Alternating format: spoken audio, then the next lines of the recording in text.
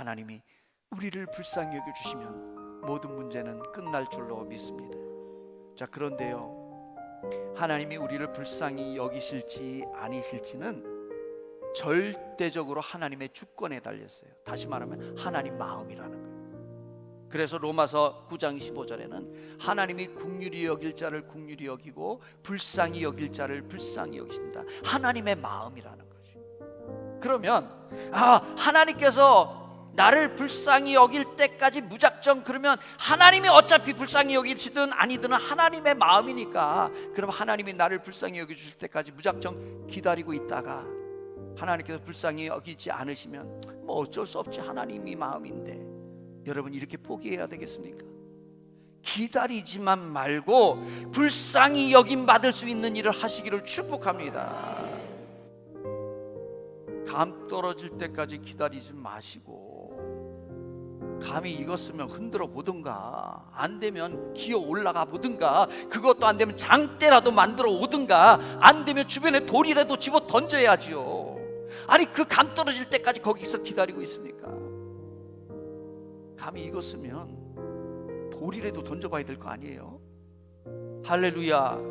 그래서 마태복음 11장 12절에 뭐라 그래요? 천국은 침노하는 자의 것이라는 거예요. 이게 무슨 말입니까? 천국은요, 사모하고 애쓰고 도전하는 자에게 문이 열린다는 거예요. 할렐루야. 실제로 성경에 보면요, 그래서 하나님께 불쌍히 여김 받으려고 애썼던 사람들이 나와요. 대표적인 사람이 다윗이거든요. 다윗이 압살롬의 반역 때문에 피난을 가는데 맨발로 너무 급해서 도망치는데 시므이라는 사람이 나타나가지고 막 조롱을 하고 저주를 하잖아요. 그걸 보고 이 다윗의 부하였던 아비새가 못 견디고 내가 가서 단칼에 저놈 죽이고 오겠습니다. 어떻게 임금님을 저렇게 조롱하냐고. 그런데 그때 다윗이 말리면서 말합니다. 아니다. 그러면서 하는 말이 사무엘 16장 12절 말씀인데요, 어쩌면 여호와께서 내 비참함을 보시고 오늘 시므이가 말한 저주 대신 오히려 더 좋은 것으로 나에게 복을 주실지도 모르지 않소. 무슨 말이에요? 어쩌면 하나님께서 내가 이 비참하게 당하는 이 모습을 보고, 저 시므이라는 사람에게 내가 이렇게 비참하게 당하는 걸 보고 하나님께서 불쌍하다라고 여겨주실지 어떻게 알겠냐. 하나님이 불쌍히 여겨주시면 이것조차도 복으로 바뀌는데, 할렐루야, 하나님께서 불쌍히 여기시면 될 줄로 믿습니다.